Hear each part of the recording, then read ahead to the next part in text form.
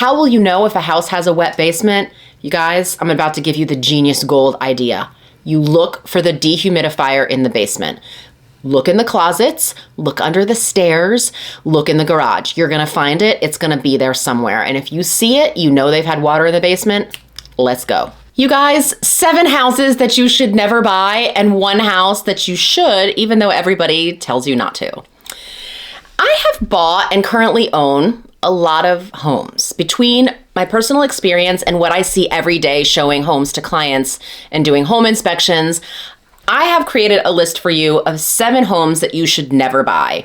I want you to stick with me because I have tips on how to mitigate each of these problems in case something comes up and you really do want to proceed, and how to spot some of these house types because it's not always immediately obvious. But it's not all bad news here. I'm going to let you in on a secret as I get closer to the end of everything. There's one gem of a home that if you find it, you should absolutely buy it. And this is really totally contradictory from a lot of advice that you're going to hear along the way. I'm also going to throw water on what other real estate experts warn about when they say to never buy old homes. All right, first let's get into the houses that you should never buy. Number 1, a house with an insurance loss. This is a big deal, you guys. Homeowners insurance is huge deal right now. Have you happened to notice this crazy weather that we've had in the past decade or more? Well, so has your insurer. Insurance companies have been paying out unbelievable claims for damage from all of the various natural disasters that we have experienced. Couple that with some rampant insurance fraud in some states where their laws weren't so good, and the problem is catastrophic. So insurers decided to get proactive instead of reactive, and there are companies that will drop your butt if your roof is over a certain age. Even if it doesn't leak, they may not renew your policy. This means that you either have to find other insurance that will take you, which of course is going to cost more, or you have to replace a roof that may have some life left to it. 15 years for a regular asphalt shingle roof is about the cutoff where some of these insurers are going to say, get a new roof or get a new insurance company, dude. And that's no joke. So if a loss was ever paid on a home, most insurers won't touch it. There are homes which may be in perfect condition, maybe even rebuilt after damage like a fire or a flood, and still they're not insurable. Like you got to go through drama, right? Anyway, if you think that you can forego insurance and you happen to have a mortgage, guess again, your mortgage company will not let you. They will buy you a policy and make you pay for it via your mortgage payment. This actually just happened to me. Apparently my condo in Florida, the community doesn't have the proper wind coverage, and my mortgage company said, joke's on you, we just got you wind coverage. I'm like, oh my God. Hopefully the big bad wolf doesn't show up outside and puff and puff and puff. Anyway, some states like Florida, like I said, are in such a crisis that people are like either selling and leaving the state or having to go with the insurance company of last resort, which is offered by the state of Florida. However, those companies they're cost prohibitive. Like you're going from what you maybe paid a few $1,000s to tens of thousands of dollars. They're, 10 times the price. Now, hot tip. Here's your hot tip. How do you know if a house has had a claim paid on it? Well, much like a credit report, the insurance industry has something called the CLUE report, C-L-U-E. This report can be pulled to find out what claims have been paid out on a home to any previous owner at any point in time. Now, our contracts here in the DC area used to require that the buyer secure homeowner's insurance within 7 days of closing. And when you got your conditional approval, it was one of the items that you were supposed to have checked off is, okay, let me get my insurance. They've changed all that because they're finding that people are getting all the way through the loan process and then finding out 7 days prior to closing that the house is uninsurable. So now you got to do it within 7 days of ratification. And ratification, for those who don't know, locally is the date when all parties sign and agree to all of the terms in the offer. The next kind of house that you shouldn't buy is a flip. Now, I'm tired of people calling these flippers developers. Like, oh, the developer did the house, right? Developers actually develop property. They develop land and they add value. They work out issues with jurisdictions, utility companies. They negotiate with contractors. They negotiate with city and county reviewers and other interested parties in the community. I am married to a developer, and the complexity of his job is nothing like what these house flippers do. Now, there are good flippers. They are the ones who will take a house, which you call down to the studs. That is going to be when they redo everything to include all plumbing and electrical systems. I have been in so many flips in DC that when I find a house that's flipped poorly, it screams very loudly to me. It says, "Melissa, I'm a piece of garbage." I mean, it doesn't say, it does say that, actually. I'm going to go with that. Flippers put lipstick on I don't even want to say on a pig because piggies are so cute. Flippers put lipstick on whatever and then they stage it elegantly and they just hope that like, ooh, look at this shiny stuff over here. You're not going to notice. Hot tips coming at you. How can you tell if it's a crappy flip? Well, how about the flooring is new, but it's uneven? That's a problem. I've said this also like 100 times in all of my videos, but if the backsplash is crooked, that's not a problem, but it's a problem, right? Anything that's new and that was touched and redone should be perfect. So straight, level, in perfect condition. You don't want it crooked. You don't want it uneven. You don't want it done with cheap material. Another way to tell, are there permits? Most jurisdictions have a way to look up permits online. You can see what's been pulled and if they are final and closed out, if it's been inspected and signed off on. Also, not all jurisdictions operate equally. There are a couple counties in the DC area where permits really mean nothing. Contractors either don't get them and there's no repercussions, or the government is so lazy that they don't stop illegal construction or enforce standards. Or maybe they just take kickbacks and they let things slide. Anyway, we'll talk about those areas if you end up looking for a house there. Now, when you buy a home, there should be receipts from the tradespeople that the seller should provide. Their crew will have handled the general renovation to the house, the demolition, the drywall, the painting, and potentially structural issues. Specific items like roof, plumbing, electrical, heating, and cooling systems should have been completed by those tradespeople. There should be receipts and warranties that will convey to you. Next up on houses that you should not buy, this is going to be a surprise, but 1980s construction. So there are a few time periods of construction that I despise. The 1980s are my number one time period to avoid. Growing up, my parents owned 2 different condos that were built in the early to mid 80s. I currently own 2 condos that were built in the early to mid 80s. 3 of the 4 condos I've now referenced have a similar story that goes something like this. The developer built the condo, ran out of money, cut corners at the end, and then 40 years later, people are still dealing with the fallout. Water intrusion and spalling of the concrete are the 2 most common issues that are experienced.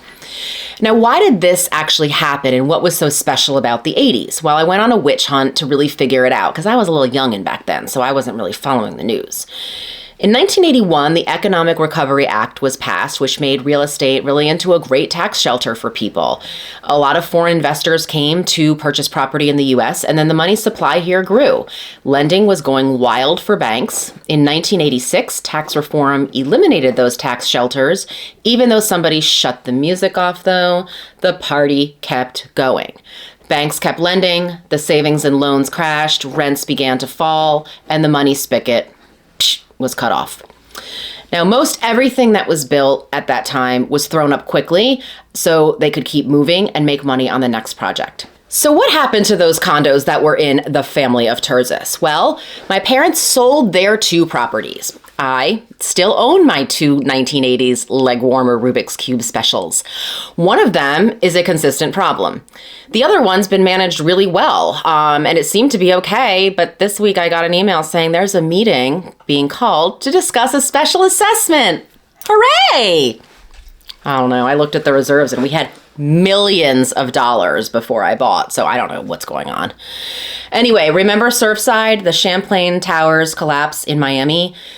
That building was built in 1981. That is all you need to know. Your hot tip on this issue is this. There's no way around it. Early to mid 1980s construction should mostly be avoided. Trust me, it'll be easier on your whole life. Next up of the houses to not buy is a run-down rental house. Poor house.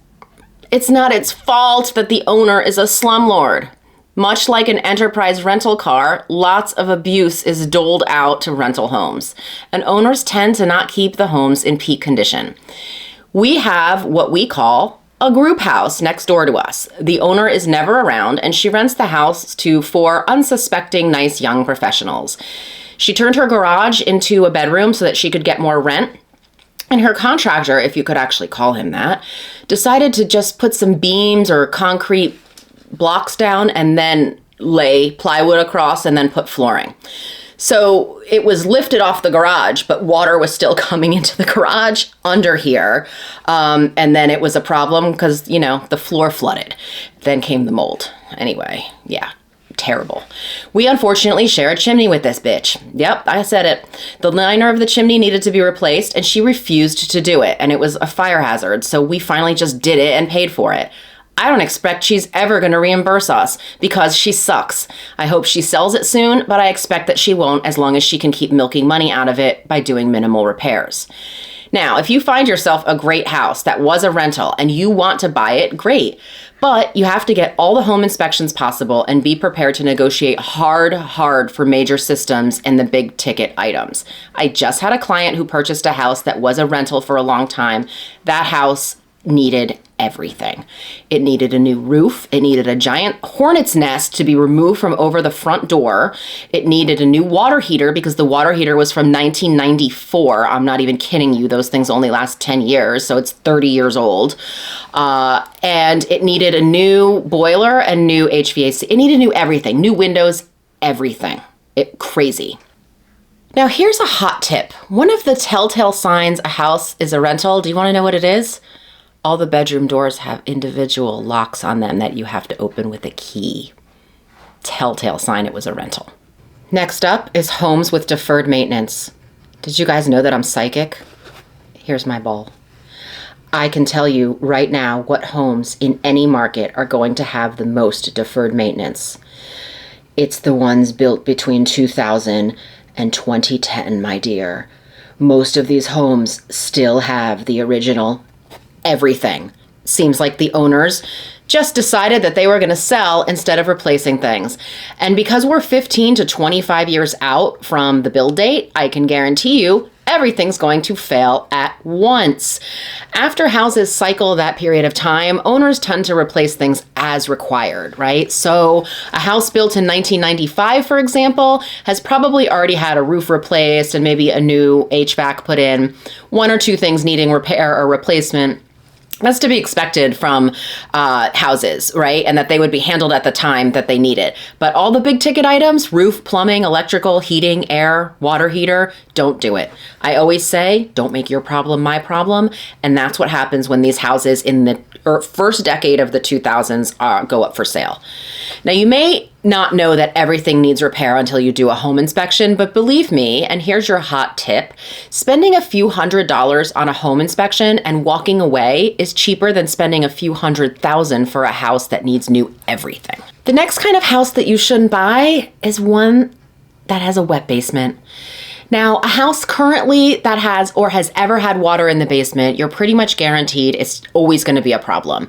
You're going to hear all kinds of reasons, but all I can say is that no matter how much regrading of the outside, how many sump pumps are installed, how much waterproofing has happened, you probably just don't want to buy it.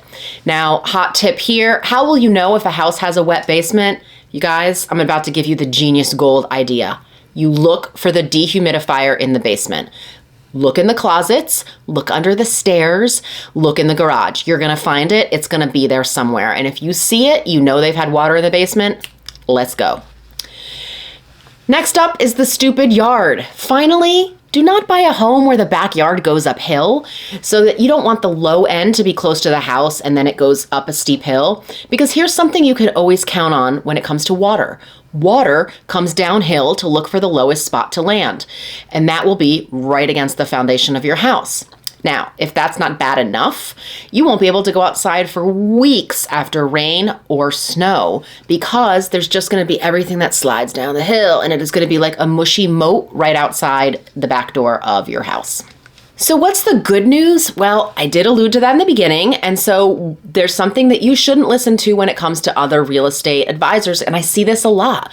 They all love to say, don't buy an old house, and then they show you stock nonsense footage of old electrical and old plumbing, and they say whatever. They're all clearly using the same AI to write these scripts because they're all saying the same thing. People who say not to buy an old house don't understand like the critical stuff about old houses. Houses will never be built like they used to. I live in a 1930s house. I mean, look, this is my brick wall behind me. Isn't that, I love it. And so anyway, the plumbing and the electrical, yeah, we had to update that. And yes, we had to add central air conditioning and remove an oil tank to convert it to gas. But it's all brick, which is impossible to find on new homes now. Brick insulates unbelievably well. We have original wood floors and gorgeous wood trim that thankfully nobody has painted white. Old houses are amazing. The structure and the bones of the house, as they say, have stood the test of time.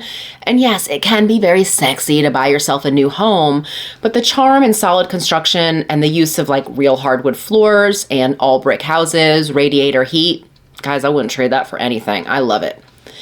Now, finally, I promised to tell you the one home type that you should buy as soon as you walk into it. It's the home that people always call the grandma home. The curtains and carpet and furniture, like, they give it away, right? You've got those valances at the top, and it's like the old silk curtains, and everything's got carpet. Furniture's got plastic covers on it. There's been no renovations to this thing since it was built in the 50s or 60s. This is the house you want. It is solid. It's built well. It hasn't been destroyed by a parade of various owners with bad renovations over the years. And you will have a fresh canvas on which to make your new home into your own. So I hope that that was very comprehensive and helpful for you so that you know what kinds of houses to stay away from. If you have any questions, my contact info is coming next.